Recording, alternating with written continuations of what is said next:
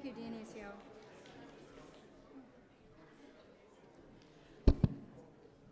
Good morning.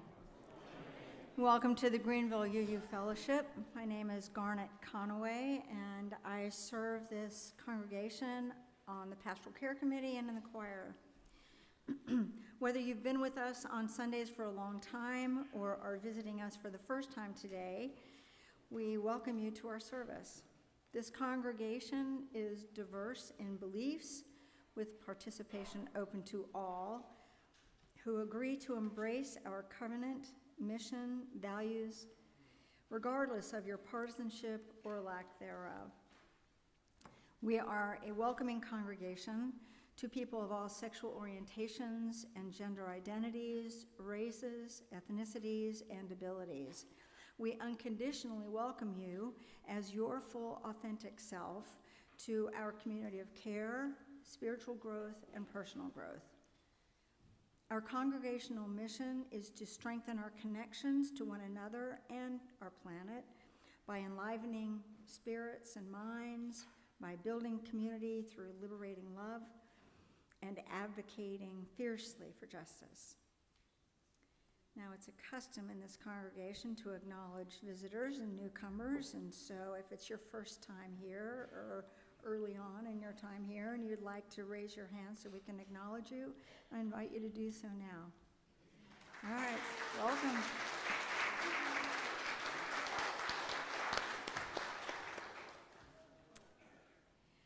Thank you so much for joining us this morning, and everyone is invited to join us in the fellowship hall, which is right down the hallway on the left. After the service, I think there's a special event today. I'm assuming somebody's going to mention that. But new and newish folk who are interested can grab one of these green mugs that are just inside the door to the right. So we can easily spot you and speak to you if you like during the coffee hour. You're also welcome to fill out one of the yellow visitor cards in the pew in front of you so that you can stay informed regarding the activities here at our fellowship. Simply drop the card in the offering basket as it comes by or in the hello table out in the foyer. For a list of what's going on today after the service, please check out the list on the back of your printed order of service. You'll find a QR code that links to our recent e-news editions. Please know that whatever your religious history, whatever your spirituality, all people of goodwill are welcome here. Your presence makes us better. Your presence makes us whole. Our service will now begin.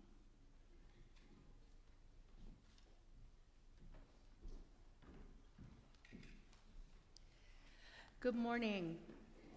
I am Anna Crow, your worship associate this morning.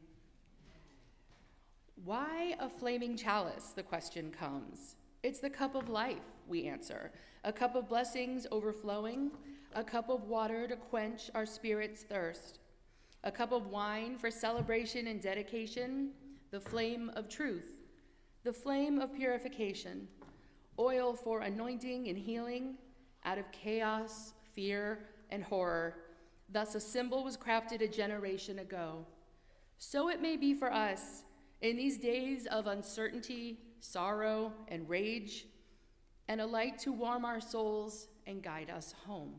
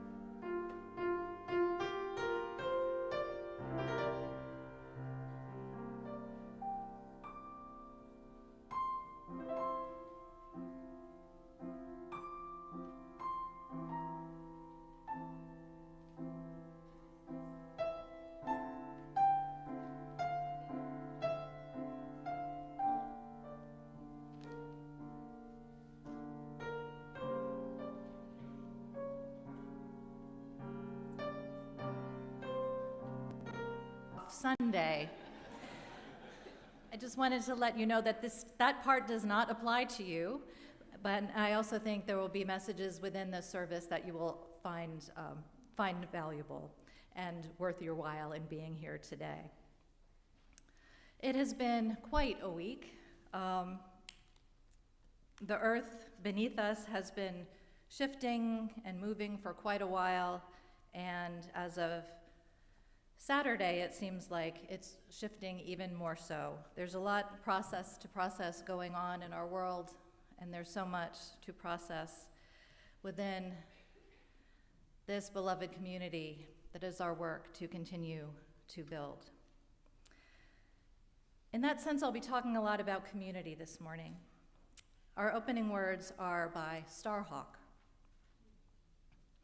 We are all longing to go home to some place we have never been, a place half remembered and half envisioned. We can only catch glimpses from time to time.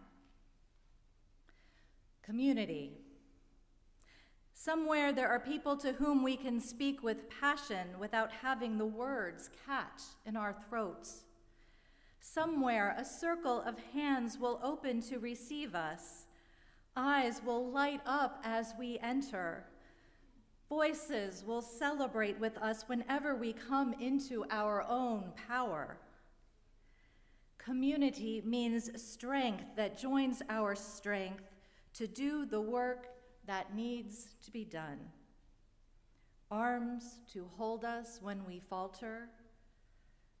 A circle of healing, a circle of friends, someplace where we can be free. Come, let us worship together. Please rise in body or spirit and let us sing.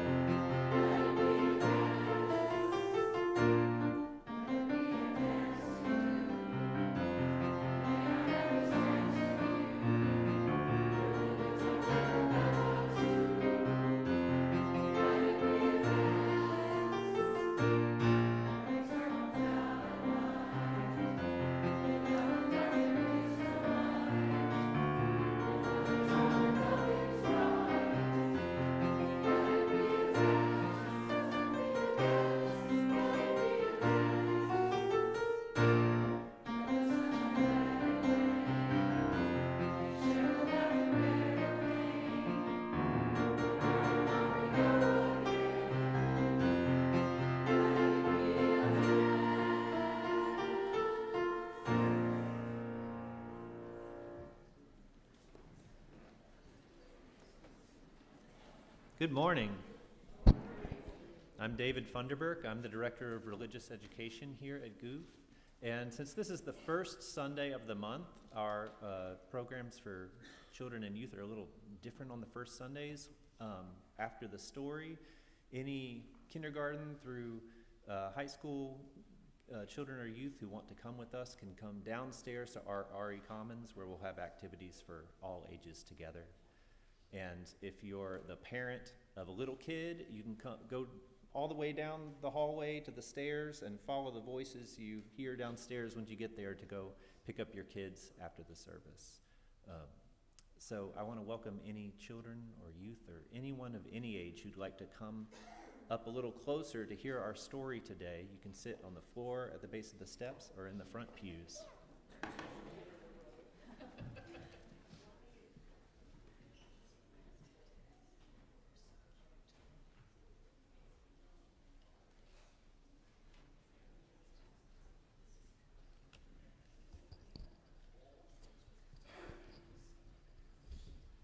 Welcome, everybody.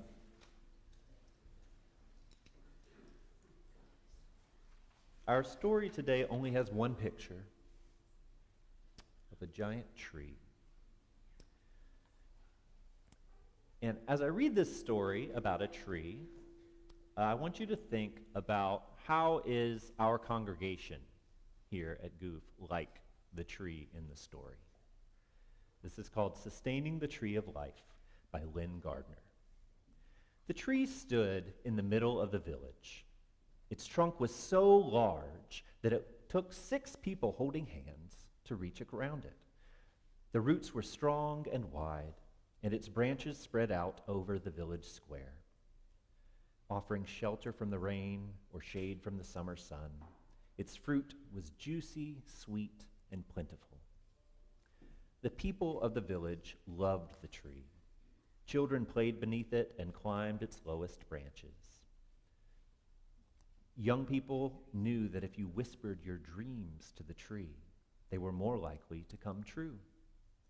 People who proclaimed their love or friendship to one another beneath its branches found their relationships to be nourishing. And elders discovered that their sweetest memories could be counted on when they were near the great tree. The tree had been witness to so much, and when the breezes blew through the leaves, one could hear echoes of generations, laughter, conversations, dreams, prayers, and songs. Animals loved the tree too. Rabbits lived in burrows under the roots, squirrels and monkeys lived in the branches, and bats and birds flew in to eat the abundant fruit.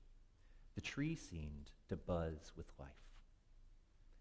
One day, a traveling merchant arrived in the village. He rested in the shade and ate 2 pieces of delicious fruit. "This fruit is incredible," he said. "I would like to have some to sell in the next villages that I visit. Who owns this tree?" "No one owns this tree," replied a villager.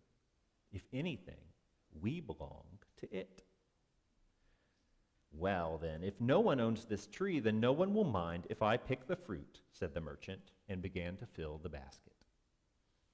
"I mind," said the villager, "and today I am the keeper of the tree." "What do you mean, keeper of the tree?" "We each take our turn being here with the tree. We could never own it. We're here as protectors, as sustainers." "That's ridiculous. This tree doesn't need you. You could just take what you need, take what you want. The tree will continue." But the villager couldn't be persuaded. "Sir, this tree isn't like that. We don't come here to take from it, even though we receive much. We are keepers of the tree, because this is where we are nourished. This is where some of our most precious memories are, and where our people have dreamed. This is where we remember who we want to become." "Well," said the merchant, "you may think this tree is very special, but it still doesn't need you to sit with it. That's preposterous." "Ah," replied the villager, "the tree itself may not need me, but what of the others who come by? Just this morning, I sat with a woman whose heart was heavy with worry. Had I not been here, she would have had to carry that weight alone. And this afternoon, a tired couple came by, and they rested with me. They said they had been looking for a place like this. And then an elder came by, and we watched the birds in the branches together. And now you are here. You were confused about what this tree is and how to be with it. Imagine if you had arrived and not found anyone here to talk to you. You might have continued thinking that everything you do is about you. Luckily for you, my friend, I'm here to let you know that when you care for the tree of life, it becomes about so much more than just you. And the merchant sat for a while in the shade, thinking about these ideas that felt new and a little challenging. As the sun went down, he picked up his bag and headed out of town, whistling a song that he hadn't thought of in years. On his way, he shared a smile with each person he met, his heart feeling strangely light and joyful. And the people of the village, they continued to sustain the tree of life, to care for one another and to share their gifts with grace and gratitude. May it be so for each of us. Thank you for listening. And if you want to come follow me downstairs, just let me get in front and I'll lead the way.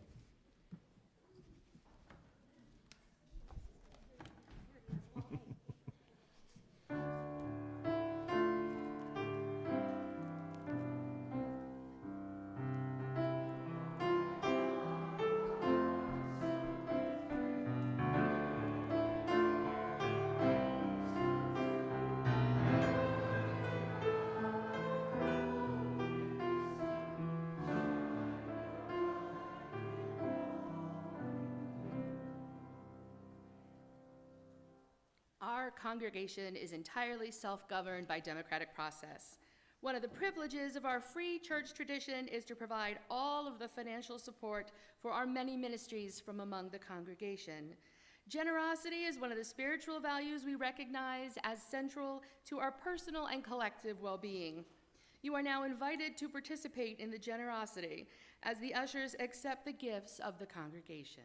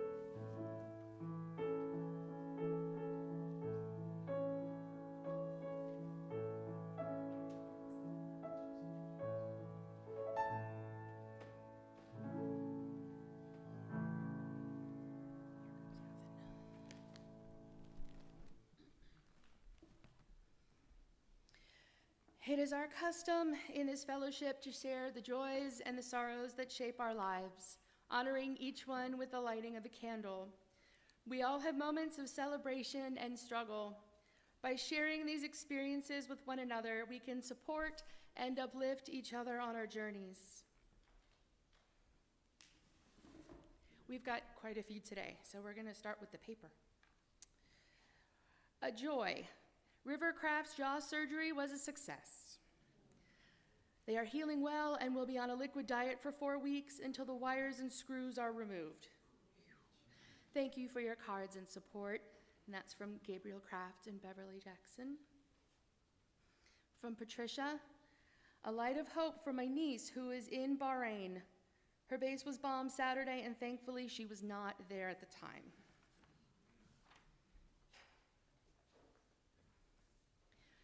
Many thanks to everyone for the barrel of laughs last night.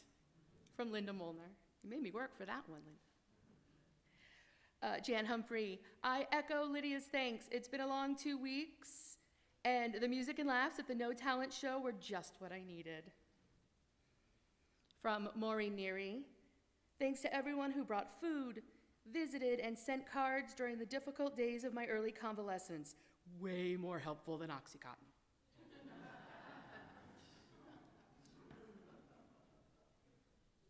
I'm so glad I got to read that. Thank you, Maureen. A big shout out to all the folks that it took to make the No Talent talent show successful. Participants, planners, organizers, refreshment helpers, sound and stage folks. It was a very fun and successful event from the auction fundraising committee. Bear with me here while we go digital. I'm mostly prepared. All right. From Harry Stone, Heather Grove, the daughter of a friend who was in an auto accident in Tennessee. She's been in a coma for several weeks, brain bleed, and chances of recovery are getting slimmer, but please think good thoughts for her. Thank you all.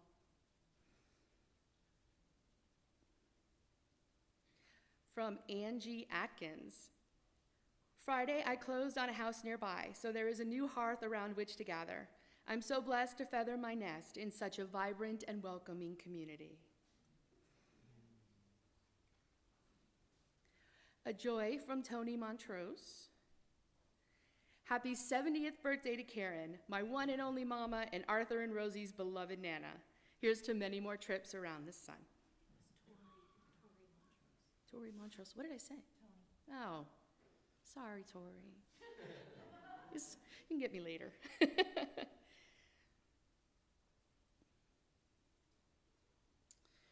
And now we have to acknowledge another difficult loss within this congregation.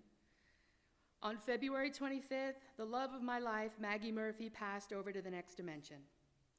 She was my sun, my moon, and my stars, and the personification of love, kindness, and compassion. Her love and her light shined wherever she went. She will be sorely missed and remembered fondly by all who knew her. Maggie was such a blessing to me. That was from our Pat Cheney. And Maggie's passing was sudden and unexpected, so much so that she herself wrote something in on the 21st to be read, and Pat has asked that we read that regardless of how the week ended.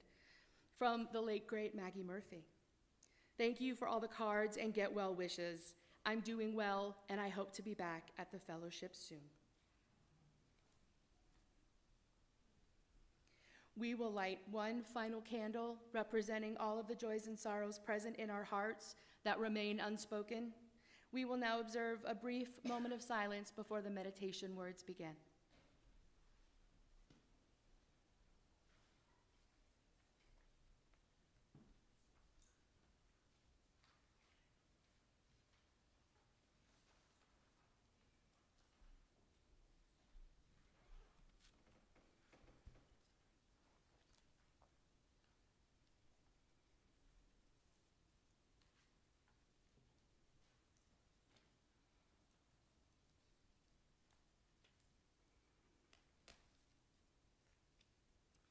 Our meditation words today are from Dana Worsnop. Often people say they love coming to a place with so many like-minded people.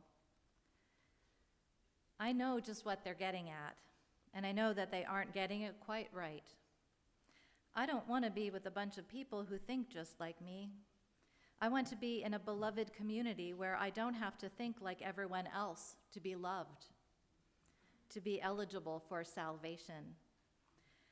I want to be with people who value compassion, justice, love, and truth, though they have different thoughts and opinions about all sorts of things. I want to be with independent-minded people of good heart. I want to be with people who have many names and no name at all for God.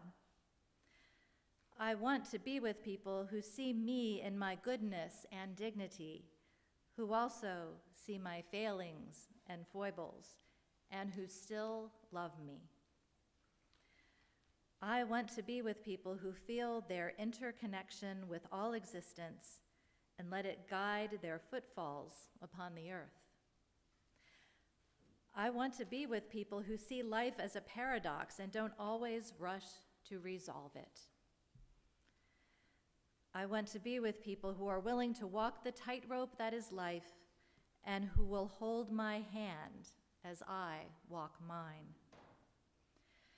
I want to be with people who let church call them into a different way of being in the world. I want to be with people who support, encourage, and even challenge each other to higher and more ethical living. I want to be with people who inspire one another to follow the call of the Spirit. I want to be with people who covenant to be honest, engaged, and kind, who strive to keep their promises and hold me to promises I make. I want to be with people who give of themselves, who share their hearts and minds and gifts. I want to be with people who know that human community is often warm and generous, sometimes challenging, and almost always a grand adventure. In short, I want to be with people like you.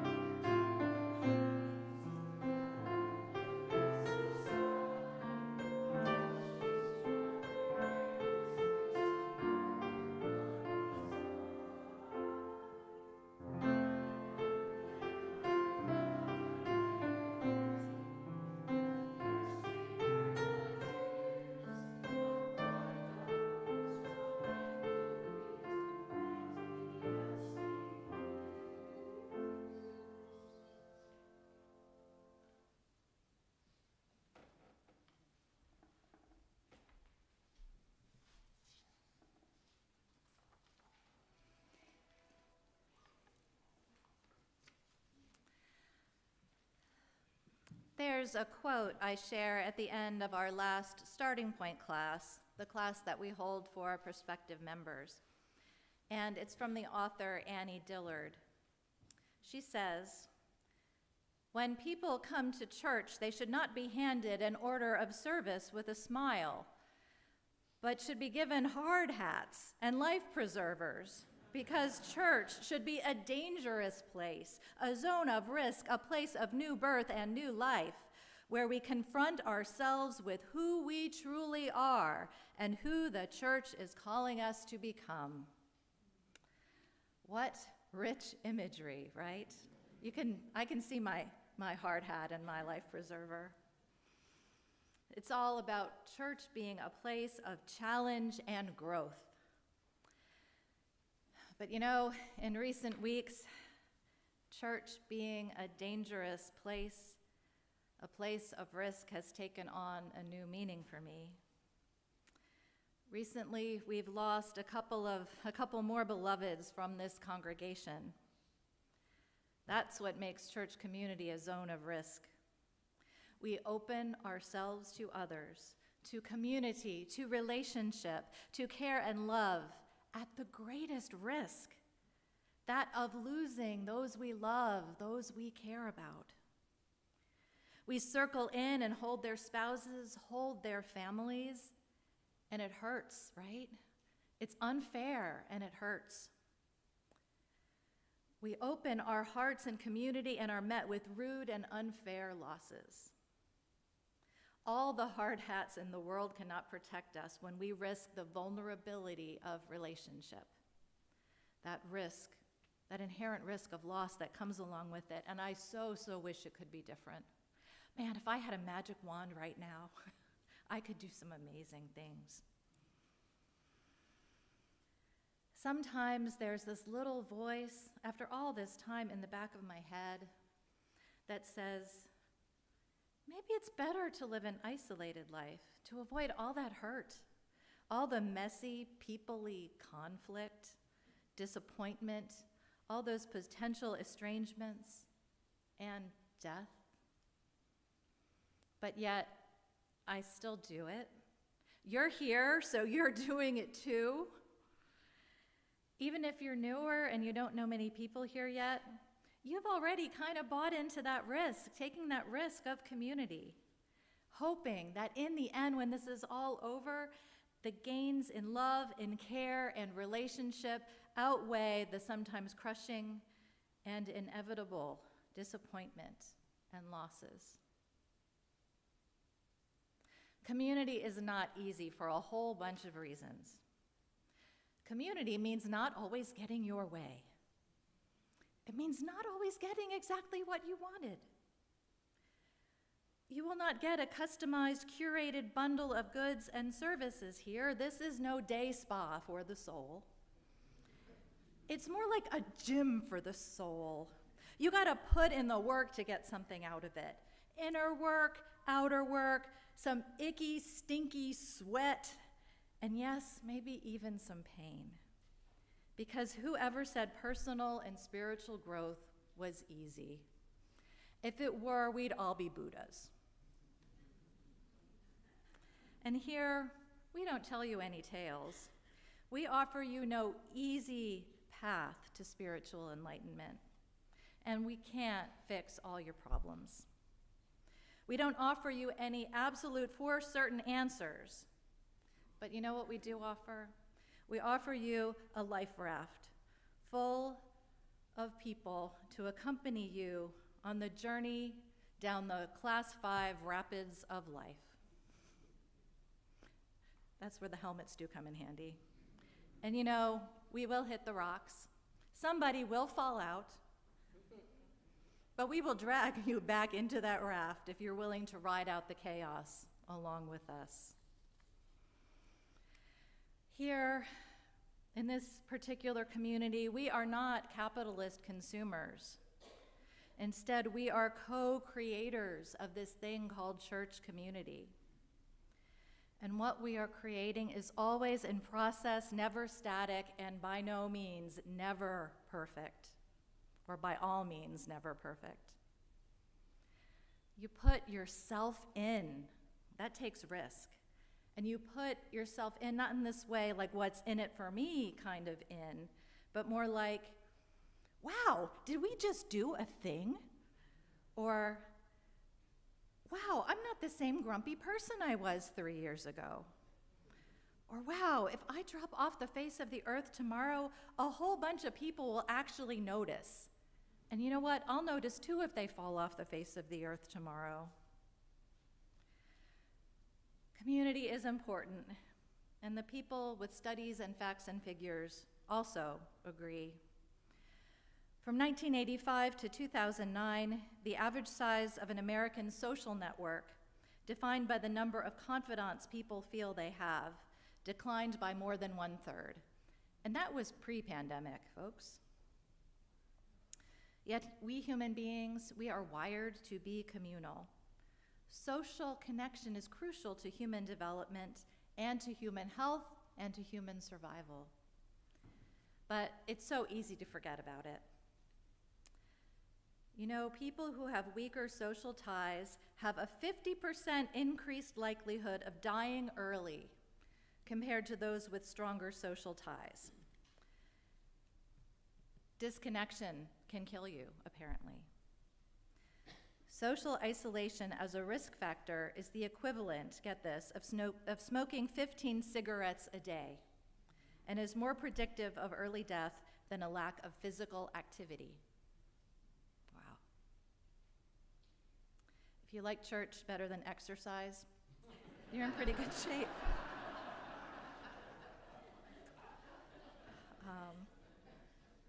And if you're hypersocial, this does not mean you get to smoke 15 cigarettes a day. Got to be careful what you do with these facts. Many of us assume that if we have family and if we have some friends, our need for community has been met. But it's more complicated than that. You can have both of these things and still be lonely. It's actually possible to have 100 friends and still feel lonely. And loneliness, it turns out, is an equal opportunity condition. It does not discriminate by income or class, by ethnicity or gender. One scholar says that the true problem of loneliness is not even necessarily social isolation. It's it's about the quality of the contact we do have. It's a question of whether or not you're experiencing what you'd call social poverty. Are the people around you offering adequate social support? Do you have social connections that are deeper, that are truly deep enough to be mutually supportive? Are your relationships about more than mutual entertainment and amusement? I think it's interesting. I think we all kind of have certain friends. You have certain friends you call when you want to have fun. Then when it all hits the fan and your life has fallen apart, it's usually a different friend you call, right? I mean, I'm really not any fun at all, but I really take pride in being the person people can call when it's just all fallen apart, right? But it's the lack of deeper, mutually supportive relationships that can make someone lonely, even if they are around friends and family on a regular basis. And loneliness, in case you haven't heard, is more commonplace than ever. Even though we have electronics to keep us connected, and they often, give us the illusion that we're more connected than ever. A 2018 study found that 22% of adults in America are experiencing a high degree of loneliness. Again, pre-pandemic statistic. People crave belonging and connection, but it's often not considered a priority. We often fail to put the necessary time and energy into building and sustaining meaningful social ties and mutually supportive relationships. Yet studies show that people who pursue personal connections increase their happiness more than those who pursue self-improvement. It's great. Again, if you'd rather be social than read self-help books, you're in good shape. Just as you can be lonely while not being alone, loneliness cannot be cured simply by putting people who are alone with other people, unfortunately. There has to be some level of connection and deeper interaction. The science says people need mutually protective relationships, not one in which one person gives and the other receives. If you are in a relationship like that, where it's all giving or all receiving, by the way, that's not a relationship. That's probably some form of exploitation. It's both the act of giving and receiving that generates the positive feelings of belonging.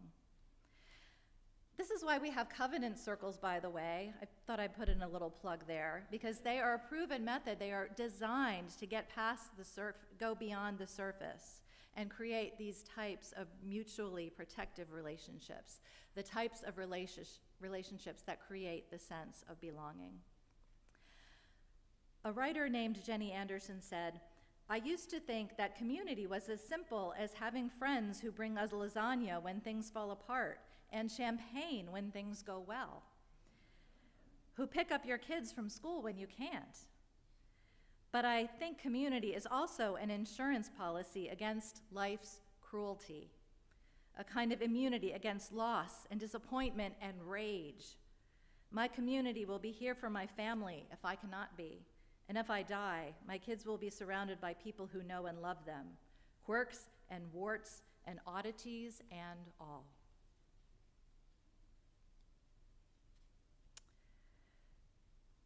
She ends with the advice, "Keep connecting with people, and in time, you will have a community." Now, being in search of community, in search of human connection, continues to be a main reason why, well, people come to church, both for the first time and, well, pretty much all the time. Now, people are looking for other things also, often looking for a greater sense of meaning and purpose in their lives or wanting to focus on their spiritual life. And churches can succeed in providing these connections, this sense of community, and they can also fail pretty bad. They can practically save someone's life and let someone down terribly, like all on the same day at the same time. I think I've seen it happen. That's what happens when you bring a bunch of human beings together. But it's also why it's important for everyone to understand the importance of community and how to do community well. Church community has to be more than a collection of so-called like-minded individuals. At its best, church is an intentional community, not an accidental community, right? It's one that is grown and maintained by people who know they are in community, know the importance of community, and are willing to make the things that provide healthy community happen. Intentionality they bring to do what is necessary to make the community and its inhabitants thrive. One of the most important UUs have in building intentional community is our covenant. If you haven't read it lately, it's on the wall near the glass doors on that side. The behaviors outlined in our covenant support the building of healthy relationships and healthy community and steer us away from some common behaviors that pull people apart rather than bring them together. This means that everybody, is part of community building and connection making in ways big and small. It's about welcoming even new people, even when you are a shy introvert. It's about providing opportunities for real connection within our programs and activities. It means building a culture of cooperation and mutuality, building teams and doing teamwork. It's about give and take. It means helping to create an environment that is safe for everyone to be themselves, open, unguarded, without the fear of being judged or gossiped about. But then again, not so much themselves that they trample on the personhood of others, so it's a really fine balance. Being a place where people can be real and vulnerable about their problems and about their fears and not have to worry about what other people think or are going to say about them. You know, as a minister, I get some very interesting requests from time to time. Requests from well-meaning, good people with no relationship to this congregation who have come to a point in their life when they need help. They need help with some kind of resource, money, or they're seeking counseling because their life situation has changed. Many of these folks will go out of their way to talk about how they admire the UU Church, although they never went to one regularly or ever felt the need to join one, even now. I can't help but think that this is what happens when you don't take the time to take the risk to invest yourself in community. You end up asking a random minister you don't know, to whose church you have no interest in joining, to provide you with the things that would have come to you pretty much automatically if you had invested yourself in a community. I know that's not possible for everyone, but it's possible for many, many people, most. It's not that I don't have sympathy for these folks and their predicaments, but somehow they seem to have missed the point, missed the importance of community in their lives, bought into the illusion of independence rather than interdependence, until it was too late. And that could really be any one of us, right, without a community like this. Community, whether it's church community or any other kind of community, requires us to invest ourselves in little ways, a series of small choices, everyday actions, how we spend our time, what we do when a fellow church member or a neighbor falls ill, and how to make time when there is just no time. Knowing others and being known, investing in somewhere instead of trying to simply just be everywhere. Communities are built like Legos, one brick at a time, and those bricks are one relationship at a time.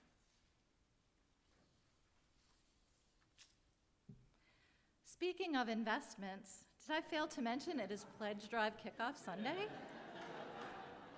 Aha, she's finally gotten there. I know you were waiting. You all have my number. But I hope you see the seamlessness of this and how this all works together, right? Our theme this year is strengthening our roots, growing together. And I can't think of a better way to describe community. Again, David Funderburk with his ESP, extrasensory perception, picked the perfect story without talking with me about it first. The story of the tree as a metaphor for community. Our roots represent our history, our strong foundation, our grounding in the liberal church tradition and the liberal church values, and the grounding within our covenants, how we agree to treat one another. Growing together represents human and spiritual growth, and we do this both individually and collectively. It represents relationships and connections between one another, and also organic growth. You know, hopefully our tree is getting bigger, its branches stronger, and reaching out more, broadening the reach of our limbs and branches, and sharing the good news of Unitarian Universalism, helmets and life jackets and all. Because the good news of Unitarian Universalism is we're not going to lie to you, but we are going to be with you. We are going to love you on the journey, no matter who you are, no matter how you are. We will be there. So, all this beautiful alchemy of trees and communities, it can't happen without this amazing, almost miraculous honor system called the Pledge Drive, right? As Anna said earlier, we're the free church, and the free church can only exist in freedom through the contributions of its members, through its congregants. Now, this beautiful physical property where we meet and do our thing costs money. I mean, take any homeowner and multiply that a few times over, and you've got what this is, right, in terms of a responsibility to steward. Our staff, which I've come to thinking of as the key linchpins that strain to hold this mostly volunteer-led Rube Goldberg machine together. It's kind of like, this is staff, church staff.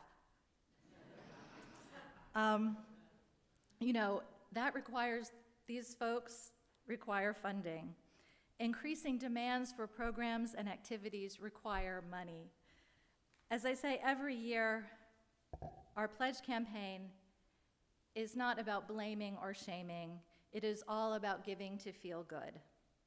No shame, no blame, no judgment, All we ask is that you do the best you can according to your personal means, and personal means are different for everybody. But if everybody does the best they can with the means they have, behold, the magical honor system works. Now, I personally make a commitment of 5% of my income to this congregation. That's my personal choice, but to me, that amount represents the difference Unitarian Universalism and Unitarian Universalists have made in my life and continue to make in my life. In 2004, I was lucky enough to find my people, the UUs of First UU of Richmond, Virginia. For any of us who have been in UU community a decent amount of time, I'm going to ask that you stop and think a moment. Take a moment to picture what your life would be like or would have been like without UU community. Let's just do that for a few seconds. Life with no UU community.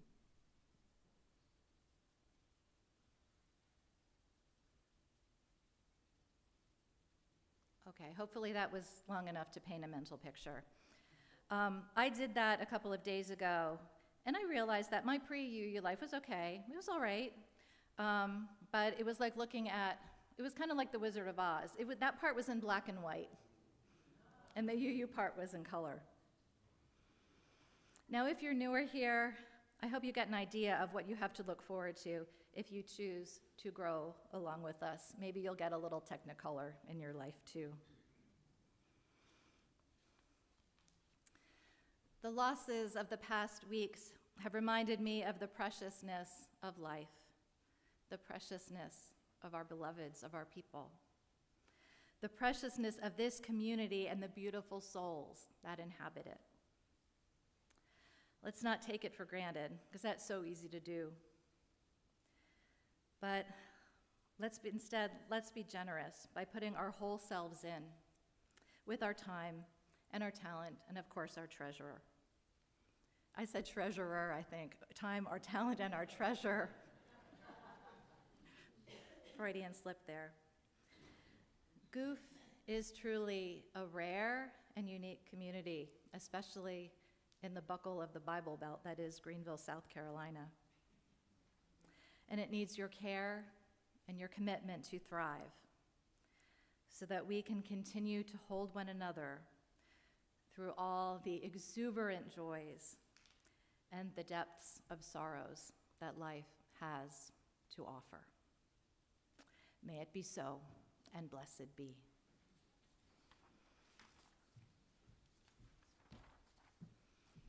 Please rise in body or spirit and let us sing.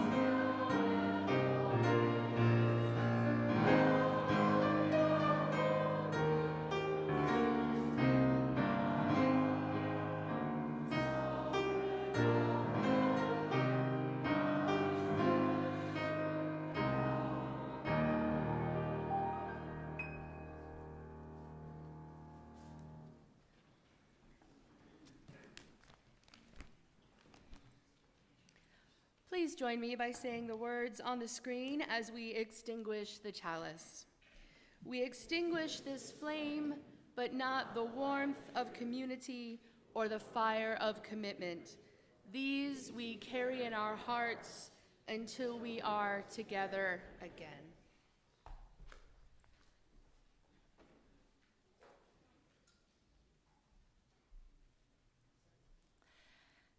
Before our closing words, I would like to invite you to the fellowship hall after service for coffee and special brunch, food, and a brief and informative presentation about our pledge drive for members. But if you're not a member and visiting, please come to the fellowship hall, have coffee, have something to eat. We would love to meet you, greet you, and get to know you better. Our closing words are from the Reverend Cynthia Landrum. We leave this gathered community, but we don't leave our connection. Our concerns, our care for each other, our service to each other, to the world, and to our faith continues. Until we are together again, friends, be strong, be well, be true, be loving. Dear ones, go in peace, return in love, and blessed be.